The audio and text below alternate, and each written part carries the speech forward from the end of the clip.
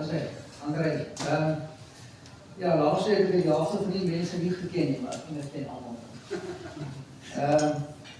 Ja, ek wil eintlik net 'n bietjie vertel oor ons groter, 'n paar keer ek al gepraat het, gaan oor die groter plan.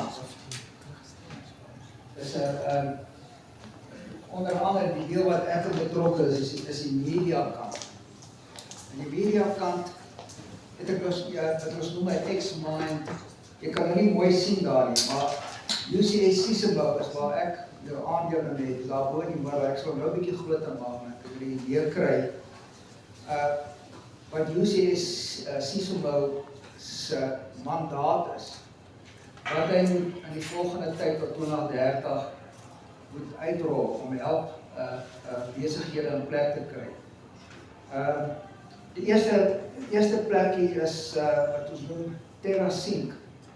TerraSync is die omgewing waar op die ou end moet ons die televisie en die radio en daai tipe van omgewing moet daar kundigheid in kry om ons groter projekte op die ou end wêreldwyd te promoveer.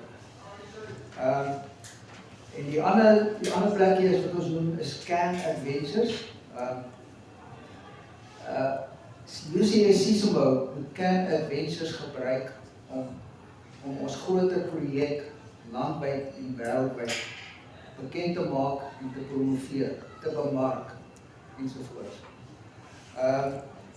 Can Adventures, ons eerste ding wat ons nou wil doen is ons wil Afrikaanse musiekfeeste landwyd begin. So, daar gaan ons mense soek wat groot is in events, wat die tipe van goed kan kan uitrol, wat sterk is in klank, wat sterk is in beligting, wat ons, die idee is, ons prinsipaal, is nou nie ver nie, ons groter prinsipaal, Kobus Kreer, die mense wat nog nie weet van Kobus Kreer. Hy het die idee om dat ons twee sulke goed doen vir die ouer mense en dan vir ons jonger mense. Die jonger mense is ons groot goed doen, ons duisende jong mense gaan saambring om ons groot projek, om die mense ook aan boord te bring. Ons wil die eind van die dag ons 4,7 miljoen mense van ons mense aan boord bring. Dit is in kort, nog nie laaste by die as uitgekom nie, maar ja, daar is nog goed so studio wat ons wil begin, groot studio, so landwyd by REQ Fek Rou Centers met ons studios op. In elk geval. Nou sê André? Dankie.